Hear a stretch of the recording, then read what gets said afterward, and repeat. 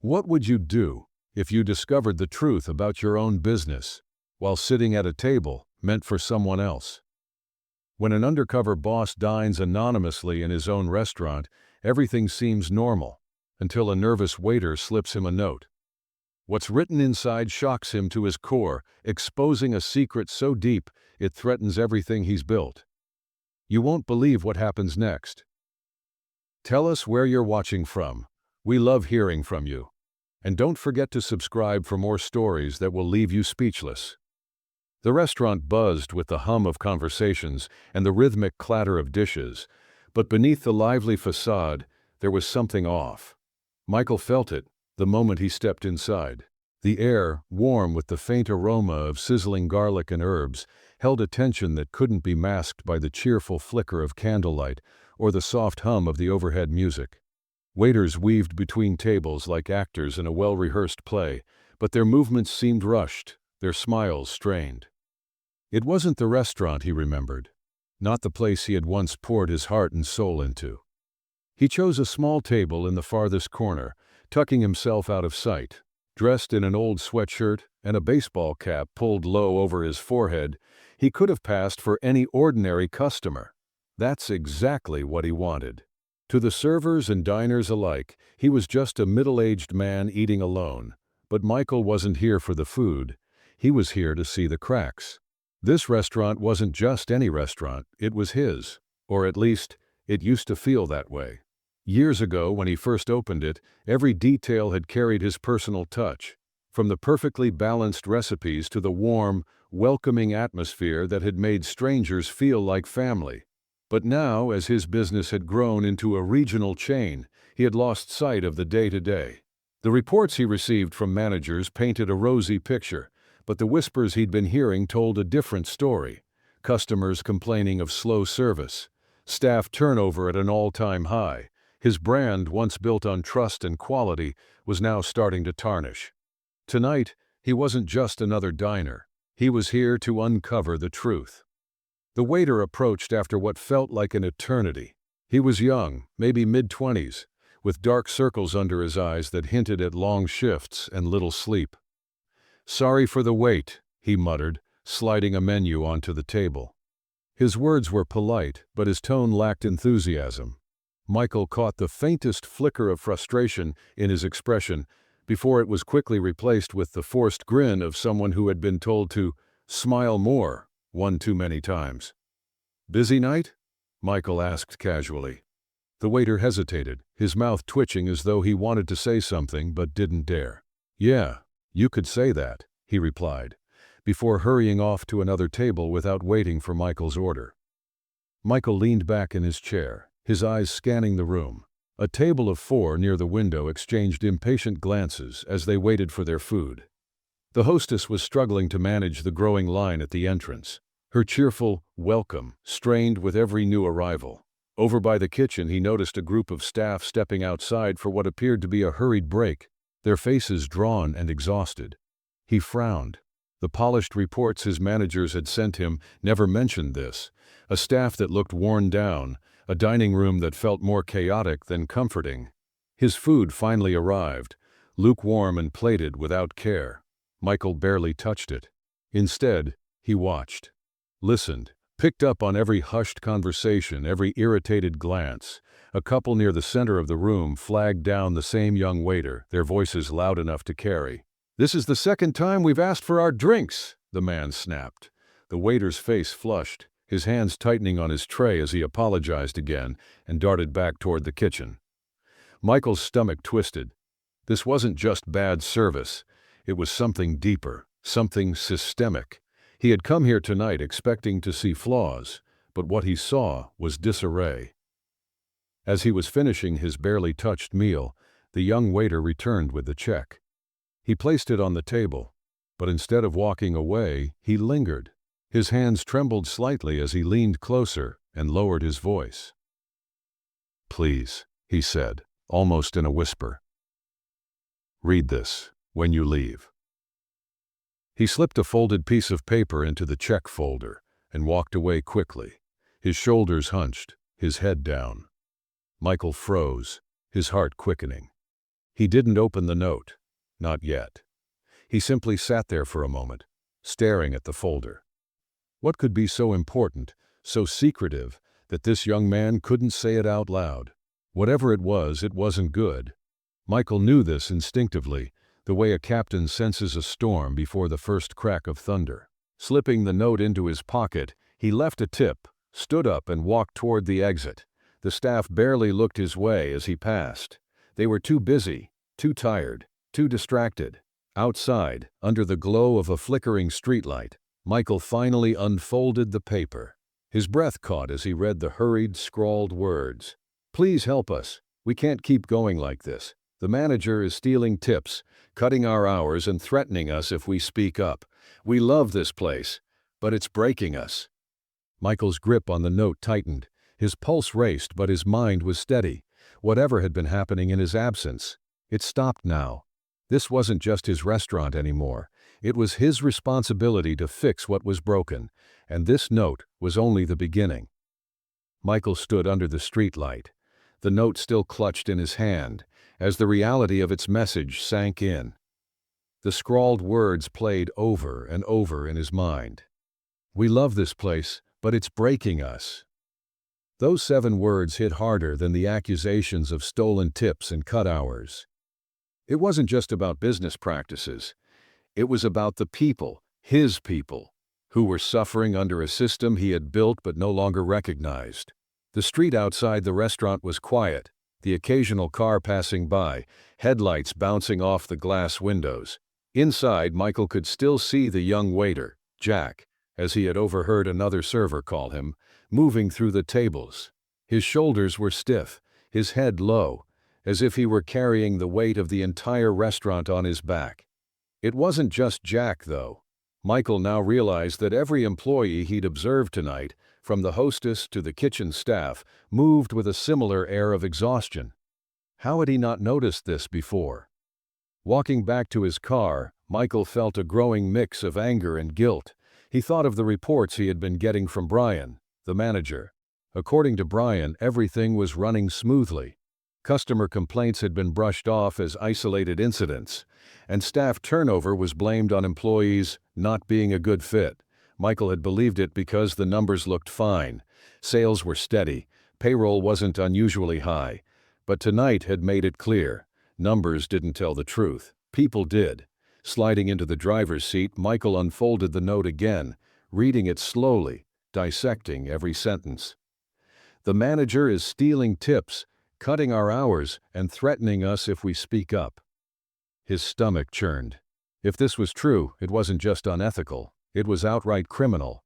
How many employees had been affected? How many had suffered in silence, too afraid to say anything? Jack was brave to slip him that note, but how desperate must he have been to take that risk? Michael clenched the steering wheel, his jaw tightening as he pieced together everything he had seen tonight. The strained smiles, the rushed service, the whispered complaints from customers. It all pointed to one thing, a toxic culture festering beneath the surface. And at the center of it all was Brian. The next day, Michael arrived at the restaurant unannounced. He didn't bother dressing down this time. Today, he wasn't a passive observer. He walked through the front doors with purpose, his usual calm demeanor replaced with an edge of determination. The hostess, a young woman who looked even more exhausted in the daylight, straightened up as he approached. "Good morning, sir. Welcome to—" She stopped mid-sentence as recognition flickered across her face. "Mr. Carter," she said, her voice laced with surprise and a hint of panic. I didn't know you'd be visiting today." Michael gave her a polite nod. "Morning, Angela. Is Brian here?" Angela's face paled slightly, and she fumbled with her clipboard. "Yes, he's in his office. Should I let him know you're here?" "No need," Michael said, walking past her toward the back of the restaurant. Angela didn't stop him. Brian's office door was slightly ajar, and as Michael approached, he heard the unmistakable sound of someone laughing. He pushed the door open without knocking. Brian, sitting in a swivel chair with his feet propped up on the desk, looked up, startled. His phone was in his hand, and his laughter died the moment he saw Michael standing there. "Mr. Carter, Brian said, quickly sitting up and setting his phone down. "I wasn't expecting you." "That's the point," Michael said evenly, stepping inside and closing the door behind him. "We need to talk." Brian's smile faltered, but he recovered quickly, leaning back in his chair. "Of course. What's on your mind?" Michael pulled the note from his pocket and set it on the desk. "This." Brian's eyes flicked to the paper, and for a split second, Michael saw something flash across his face. Recognition, perhaps even fear, but it was gone as quickly as it came. "What is that?" Brian asked, his tone feigning innocence. "It's a note from one of the servers," Michael said. "And it accuses you of stealing tips, cutting hours, and threatening employees." Brian's laugh was forced. "With all due respect, Mr. Carter, that's ridiculous. You know how it is. Employees love to complain when things don't go their way." Michael crossed his arms, his gaze unwavering. "Explain to me, then, why half the staff looks like they're running on fumes. Why customers are complaining about slow service. Why the kitchen is understaffed. And why someone was so desperate that they had to slip me a note, begging for help." Brian's confident demeanor began to crack. "Look, I can't control everything," he said defensively. "We're short-staffed because people keep quitting. It's not my fault if some of them can't handle the workload. As for the tips, I don't know where that's coming from." Michael stared at him, his silence heavier than any words. Brian shifted uncomfortably, his hands gripping the edge of the desk. I've been doing my best," he stammered. "You know how hard it is to run a place like this." Michael finally spoke, his voice calm but cold. "You're right, it is hard. Which is why I hired you, to make it easier for everyone else, not to exploit them. I'm giving you one chance, Brian. Tell me the truth." The tension in the room was suffocating. Brian's face flushed, beads of sweat forming on his forehead. But instead of coming clean, he doubled down. "I don't know what you expect me to say. This is just some disgruntled employee trying to stir up trouble." Michael's jaw tightened. He didn't need to hear any more. Without another word, he turned and walked out of the office, leaving Brian sitting there visibly shaken. Michael had his answer, and it wasn't the one he had hoped for. This wasn't just mismanagement, it was betrayal. And now, it was time to get the full story from the people who mattered most, the employees. As he stepped back into the dining room, his gaze swept across the staff going about their morning routines. They were the ones who kept this place alive, and they deserved better. Michael wasn't going to stop until they got it. The dining room was quiet now, the morning rush still a couple of hours away. Staff were scattered across the restaurant, some cleaning, others prepping for the day ahead. Michael stood in the center of the room, watching as they worked with the same tired, distracted expressions he'd noticed the night before.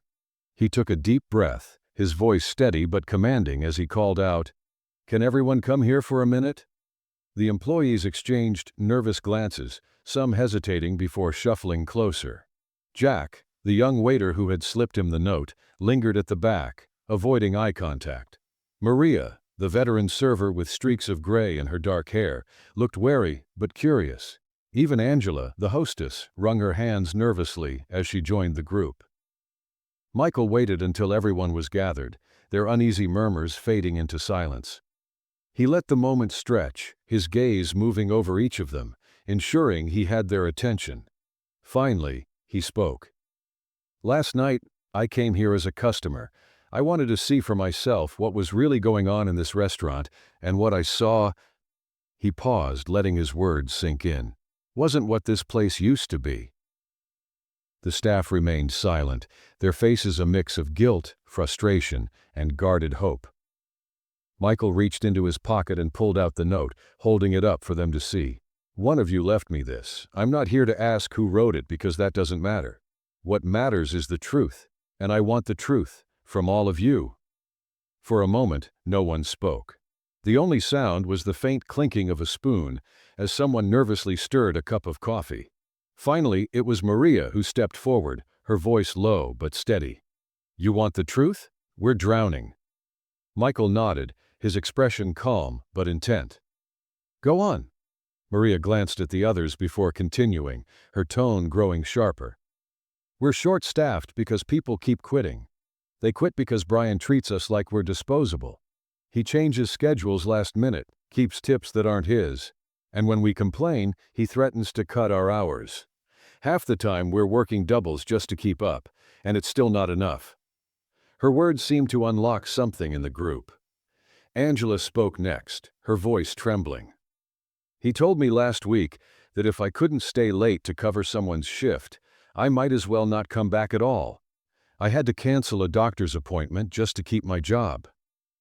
Jack finally stepped forward, his eyes darting nervously toward the kitchen door before focusing on Michael.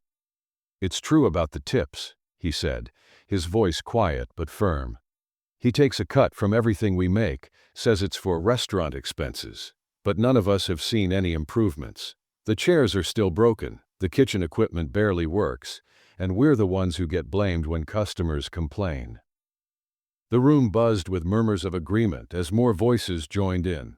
One of the kitchen staff, a tall man with a grease-stained apron, chimed in. We're working with half the tools we need. He says there's no budget for repairs, but we've seen him drive up in a new car. Meanwhile, we're the ones getting yelled at when orders are late. The floodgates had opened, and Michael stood in the center of it all, listening intently. Each story chipped away at the image he had of his restaurant, replacing it with something darker and more fractured. These weren't just minor grievances. They were systemic problems that had been festering under Brian's leadership for years. Michael held up a hand, and the voices quieted. "Thank you for being honest," he said, his voice calm but heavy with emotion. "I can't undo what's already happened. But I can promise you this. Things are going to change. Starting now." The group exchanged skeptical looks. They had heard promises before, empty words from managers or corporate figures who swooped in, made speeches, and left without following through. Maria folded her arms. "With all due respect, Mr. Carter, we've heard that before. Why should we believe you're any different?" Michael met her gaze, his expression unwavering. "Because this isn't just business to me. This restaurant, this brand, is my legacy. And if it's broken, that's on me. I won't make excuses, and I won't let Brian or anyone else ruin what I've built. You deserve better, and I'm going to make sure you get it." There was a brief silence, then Jack stepped forward again. "So, what happens now?" Michael's jaw tightened. "Now we fix this, together." He turned toward Angela. "I want you to go through everyone's schedules, effective immediately. No more last-minute changes, unless there's an emergency." To Jack, he added, "I'm opening the books on tip distribution. If Brian has been taking what isn't his, you'll get it back. Every penny." The young waiter's eyes widened slightly, a glimmer of hope breaking through his guarded expression. "And Brian?" Maria asked, her voice sharp. "What about him?" Michael's gaze hardened. "I've already spoken to him. He's done here. I'll be handling his exit personally." A ripple of relief moved through the group, but it was tempered with uncertainty. Michael could see it in their faces. They wanted to believe him, but trust wasn't something that could be rebuilt overnight. Still, he saw something else too, a flicker of hope, faint but real. "Let me be clear," Michael said, his voice firm but steady. "This is just the start. If any of you have more to say, more problems, more ideas, anything, I want to hear it. My door is open, and it's going to stay that way. But I can't fix this place without you. Are you with me?" For a moment there was only silence. Then Maria stepped forward and nodded. "We're with you," she said, her tone cautious but resolute. One by one, the others nodded as well, some hesitantly, others with quiet determination. Michael felt a knot in his chest loosen. It wasn't full trust, not yet, but it was a beginning. And for now, that was enough. Michael left the dining room, his mind racing as he stepped back into Brian's office. The air inside was thick, the faint smell of stale coffee lingering as Brian looked up from his desk. His expression shifted from feigned confidence to poorly concealed unease the moment Michael walked in. This time there was no polite greeting, no small talk. Michael shut the door behind him, the click of the latch punctuating the silence. "Brian," Michael began, his voice low but laced with authority, "it's over." Brian leaned back in his chair, a nervous laugh escaping before he could stop it. "Over? What's over? I don't know what you're—" "Stop!" Michael's tone cut through the room like a blade. He stepped closer, pulling the note from his pocket and laying it on the desk in front of Brian. "I've spoken to the staff. They've confirmed everything in here. The stolen tips, the cut hours, the threats. You've betrayed their trust. And mine." Brian's face flushed red as he shifted in his seat, his hands gripping the armrests. "Look, Mr. Carter, I think you're misunderstanding—" "I'm not misunderstanding anything," Michael interrupted. "I trusted you to manage this place, to take care of these people, and you turned it into a toxic mess. You've been lining your pockets while the staff suffers and the restaurant's reputation falls apart. Do you have anything to say for yourself?" Brian opened his mouth, but no words came out. For a moment he looked like a man scrambling for an escape, his mind racing to find a defense. Finally, he muttered, "I did what I had to do to keep the place running." "You don't understand how tight things have been." Michael narrowed his eyes. "Tight? Really? Because the staff told me you drive up in a new car while the kitchen equipment barely functions. You've cut corners at their expense and called it necessary. That's not management, that's theft." Brian's jaw tightened, his defensive bravado cracking under the weight of Michael's words. I didn't think they'd take it so personally," he stammered, his voice growing smaller. "It's just business." Michael's hands clenched into fists at his sides, but he forced himself to stay calm. "It's not just business when it ruins lives, when people are too scared to speak up because they're afraid of losing their jobs. That's not how I built this place, Brian, and I won't let it continue." Brian's face had gone pale now, beads of sweat forming on his brow. "I can fix it," he said hurriedly. "Whatever you want, I can—" "You're done," Michael said flatly, cutting him off. "Effective immediately. Pack your things and leave. I'll make sure security walks you out." For a moment Brian sat frozen, as though he couldn't believe what he was hearing. Then, as the reality sank in, he stood abruptly, knocking his chair back. His face twisted with anger, but Michael didn't flinch. "You'll regret this," Brian spat. "You think you can run this place without someone like me? Good luck." Michael's gaze didn't waver. "I'd rather fail doing what's right than succeed by exploiting people. Now leave." Brian stormed out of the office, muttering under his breath. Michael followed him to ensure he left without incident. The staff watched as Brian walked out the front doors, his departure met with a mix of quiet relief and lingering unease. They had seen him go, but the damage he'd done would take time to repair. Michael returned to the office, closing the door behind him. For the first time that day, he allowed himself to sit down, leaning back in the chair Brian had vacated. He felt the weight of everything pressing down on him: the betrayal, the guilt, the overwhelming responsibility of fixing what had gone wrong. The note sat on the desk in front of him, a stark reminder of how far things had fallen. He reached for the phone, dialing the number for his corporate office. When his assistant picked up, he didn't waste time. "I need you to pull every complaint, every staff review, and every performance report from this restaurant over the past year," he said. "Send it all to me, and get someone from HR here tomorrow morning. We're rebuilding this place from the ground up." Hanging up the phone, Michael leaned forward, his elbows on the desk, and exhaled slowly. There was no sugarcoating it. This was going to be a long road, but for the first time in years he felt a flicker of hope. He had taken the first step. The toxicity was being cut out, and the staff knew he was serious about making things right. As the sound of the restaurant buzzed faintly through the walls, Michael made a silent vow. This wasn't just about salvaging his brand, it was about rebuilding trust, with his employees, with his customers, and with himself. And he wouldn't stop until he did. The next morning Michael arrived at the restaurant before sunrise. The dining room was quiet, bathed in the pale gray light of dawn. It felt empty, yet full of potential. Today wasn't just about fixing what was broken. It was about earning back the trust of everyone who had been let down. Michael knew it wouldn't be easy, but he was ready. By the time the staff arrived, Michael had already set the tone. The usual routine of quiet clock-ins and hurried preparations was replaced by something different, a meeting. The staff were hesitant at first, exchanging uncertain glances as they gathered around the central dining area. Maria stood near the back with her arms crossed, while Jack lingered by the kitchen, his expression cautious. Angela hovered near the door, her clipboard clutched to her chest like a shield.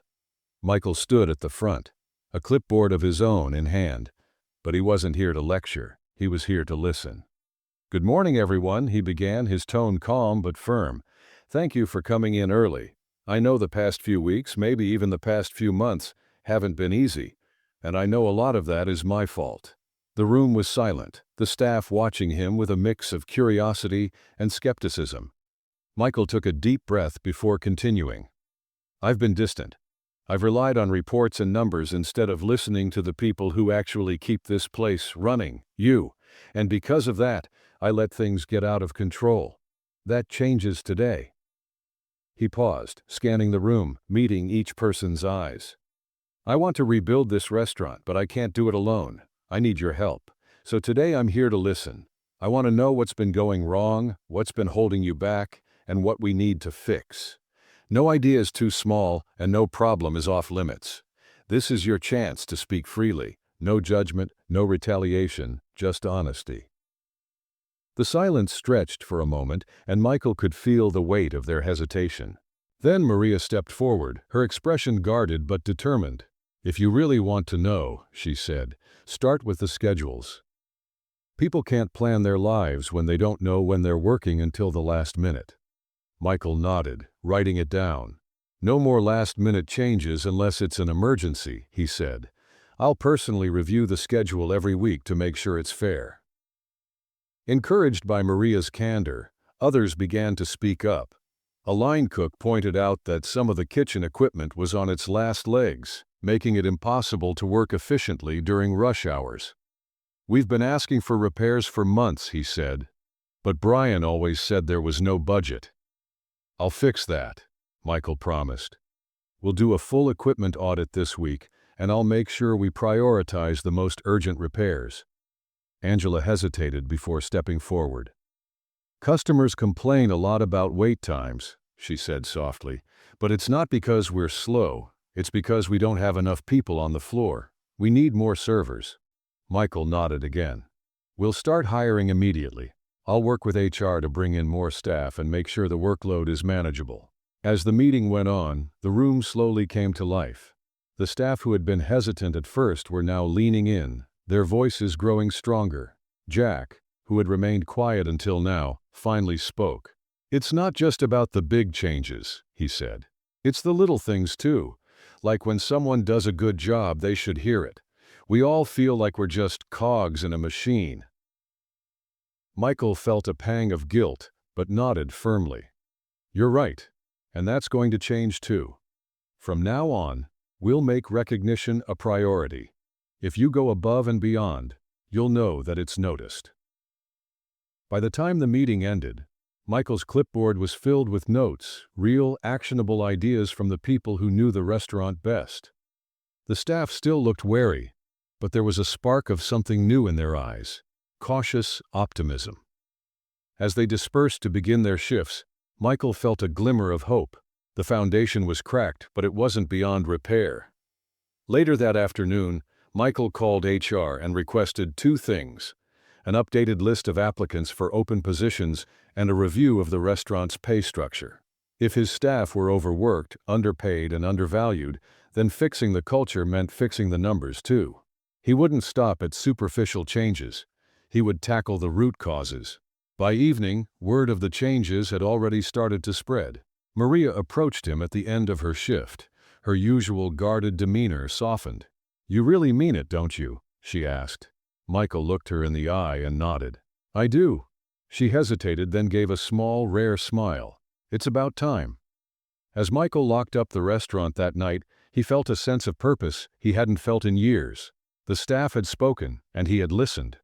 Now it was time to deliver. The road ahead wouldn't be easy, but he was ready to fight for the trust he had lost and for the legacy he wanted to rebuild. The next morning, Michael stood outside the restaurant, watching as the first rays of sunlight glinted off the windows. Inside, the dining room felt different, lighter, as if the collective tension of the past weeks had begun to lift. But while the changes with the staff were a crucial first step, Michael knew that his work wasn't done. Rebuilding trust with his employees was one thing, winning back the customers they had lost was another challenge entirely. He walked inside, greeted by the hum of early morning prep work. Jack was setting up the tables, Angela was organizing the reservation list, and the kitchen staff was already hard at work chopping vegetables and testing equipment. Everyone moved with a renewed energy, their steps more confident, their voices less strained. It was a small but promising sign.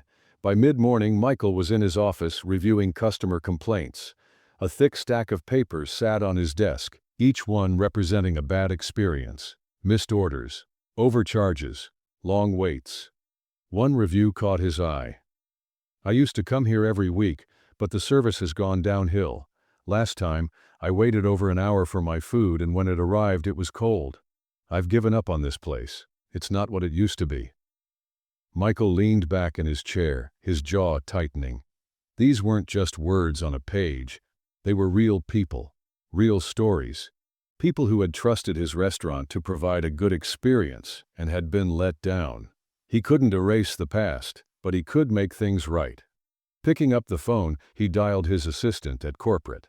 "I want you to pull a list of every customer who's filed a complaint in the past year," he said. "Get me their contact information and send it over as soon as possible." Within an hour, he had the list. Michael skimmed through it, noting names and incidents. He decided to start small, choosing 10 customers with particularly bad experiences. Each call felt personal, a chance to connect, to apologize, to rebuild. The first call was to a woman named Mrs. Green, a longtime customer who had stopped coming 6 months ago after a series of disappointing visits. When she picked up, her voice was cautious. "Hello? Mrs. Green, this is Michael Carter," he began, his tone calm but sincere. "I'm the owner of the restaurant. I wanted to call personally and apologize for the experience you had here. I've recently stepped back into the business, and I'm committed to making things right." There was a pause, and Michael could hear the hesitation in her voice. "You're calling me? Personally?" "Yes," Michael said firmly. "I read your review, and I want you to know that we've made changes.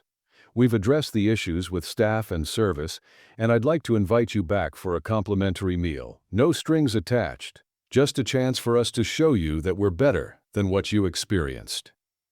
The silence stretched for a moment, and then Mrs. Green let out a soft laugh, tinged with disbelief. "I've been coming to your restaurant for years," she said. "I stopped because I didn't think anyone cared anymore. Maybe I was wrong." Michael smiled. "I care, Mrs. Green, and I promise, if you give us another chance, we won't let you down." She agreed to visit the following weekend, and Michael moved on to the next name on the list. One by one he made the calls, each conversation chipping away at the damage that had been done. Some customers were skeptical, their trust too deeply broken to return right away, but others, like Mrs. Green, were willing to give him, and the restaurant, a second chance. By the end of the day, word had already started to spread. Customers who had received calls began posting on social media, sharing their stories of unexpected apologies and promises of improvement. "The owner himself called me." One post read, "That's not something you see every day. Maybe this place really is turning around." The momentum continued to build as Michael implemented more customer-focused changes. The restaurant's website was updated with a clear customer feedback form, promising direct responses within 48 hours. Angela, now visibly more confident, was put in charge of following up on reservations and addressing concerns. Jack and the servers were trained to prioritize communication, keeping customers informed if there were delays in service. By the weekend, the restaurant was busier than it had been in months. Mrs. Green arrived with her family, greeted personally by Michael, who made a point to stop by their table during the meal. "How's everything tonight?" he asked, his tone warm but genuinely curious. "It's perfect," she said, her smile wide.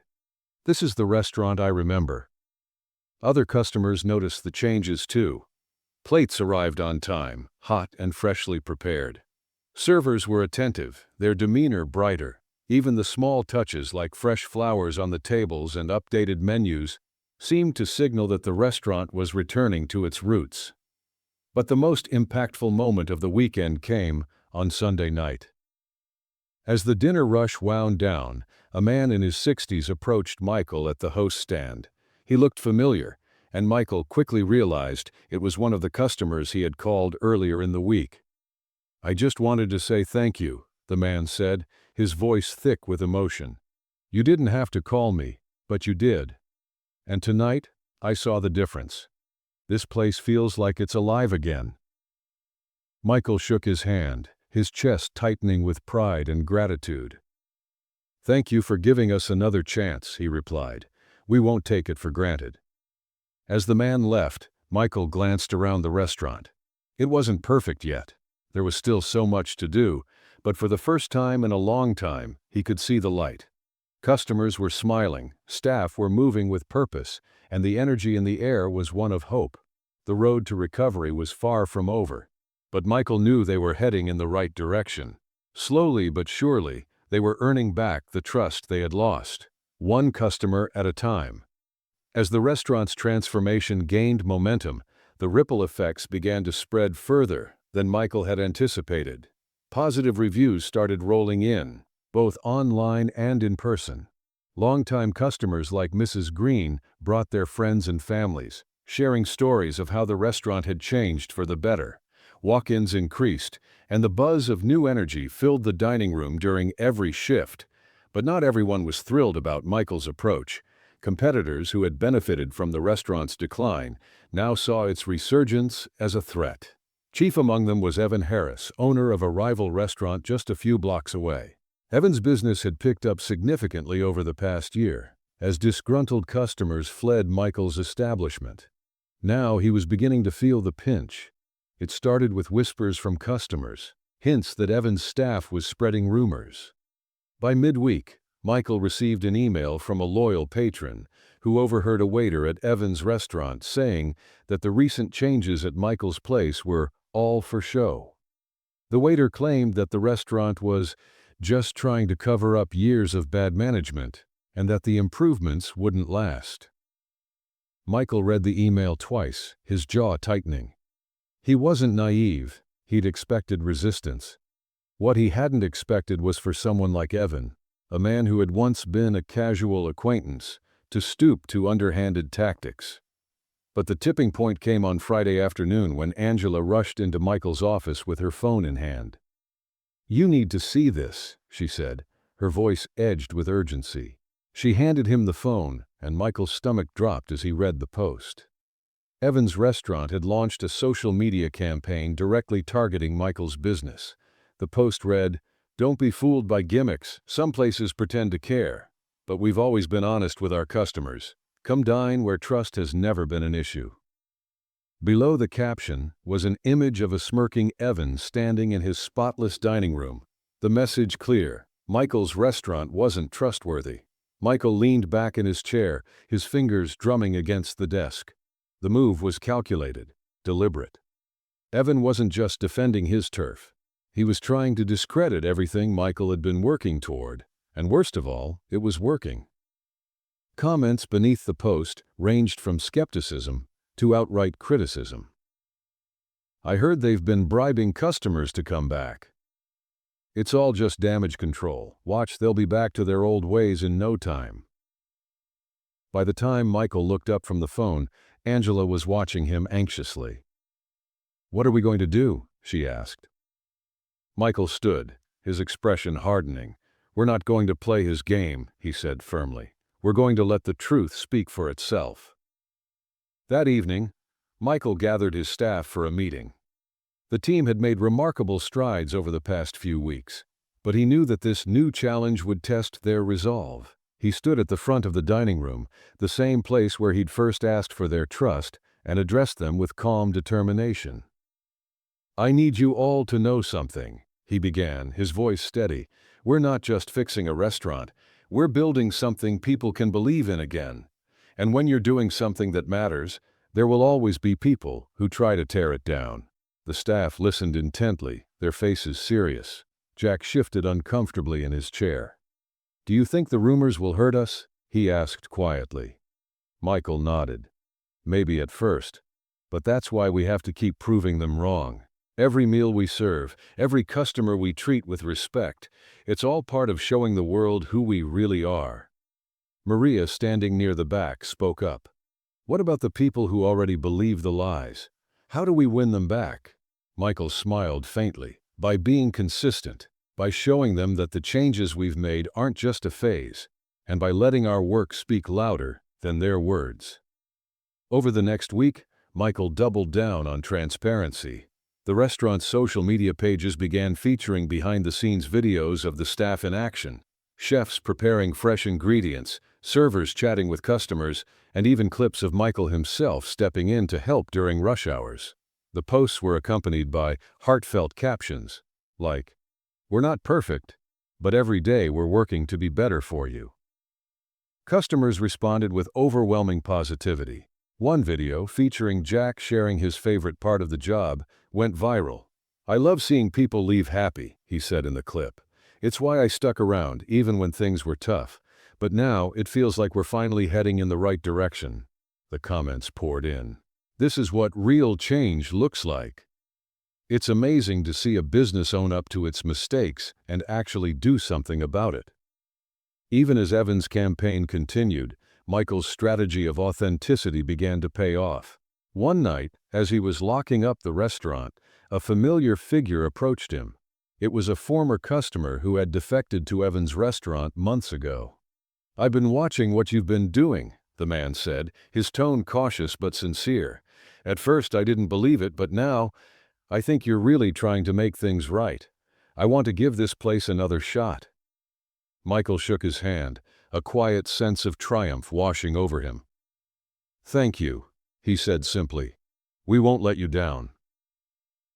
Evan's tactics didn't stop entirely, but the tide had begun to turn. The truth was gaining traction, and customers were starting to see that Michael's efforts weren't just a performance. They were the real thing. Each day brought new challenges, but with every satisfied diner and every happy employee, Michael felt the weight of Evan's campaign grow lighter. By the end of the week, Michael sat in his office reviewing the sales reports. For the first time in over a year, the numbers were trending upward. But more importantly, the staff were smiling, customers were returning, and the restaurant was beginning to feel alive again. He leaned back in his chair, exhaling deeply. The pushback had been fierce, but they'd weathered it. And now, with each passing day, they were proving that integrity wasn't just a marketing buzzword, it was their foundation. By the end of the month, the restaurant had fully embraced its transformation. The energy inside was palpable. Staff moved with purpose and pride. Customers filled tables with laughter and conversation, and the once overlooked details, like fresh flowers and polished silverware, reminded everyone of the care that now defined the space. Michael stood near the host stand, watching as Jack greeted a family at the door. His once nervous demeanor was now confident and welcoming. Angela managed the reservation list with ease, her polite but firm demeanor keeping the evening rush under control. Even Maria, who had been the hardest to win over, now carried herself with quiet satisfaction, stopping by tables to chat with regulars. The change wasn't just visible, it was tangible. Customers returned in droves, many sharing their stories of giving the restaurant a second chance. The reviews online mirrored the sentiment. "They've turned things around in the best way. It feels like coming home again." One review in particular caught Michael's eye. "This place is proof that when a business listens to its people, both staff and customers, it can change for the better." As the night wound down, Michael walked through the dining room, stopping to thank the staff individually. He lingered at the kitchen door, watching the line cooks joke and laugh as they cleaned up. The clatter of pans, the hum of the dishwasher, it all sounded different now. Hopeful. Before locking up for the night, Michael paused at the same corner table he had sat at weeks ago when he came undercover. He ran his fingers along the edge, his mind replaying the journey that had brought them here. The note from Jack, the confrontation with Brian, the rebuilding, the setbacks, and finally, the victory of seeing his team and customers thriving together. Jack approached quietly, holding a small envelope. "This is for you," he said, his voice warm but humble. Michael raised an eyebrow, unfolding the paper inside. It was a handwritten note. "Thank you for believing in us. You didn't just save the restaurant, you gave us something to believe in again. The team." Michael felt a lump rise in his throat as he looked up at Jack. "I didn't do this alone," he said. "We did this." Jack smiled. "Still, it wouldn't have happened without you." As Michael locked the doors and stepped outside into the cool night air, he felt a sense of peace he hadn't felt in years. The restaurant was no longer just a business. It was a family. And for the first time in a long time, Michael knew they were building something that would last. Something that mattered.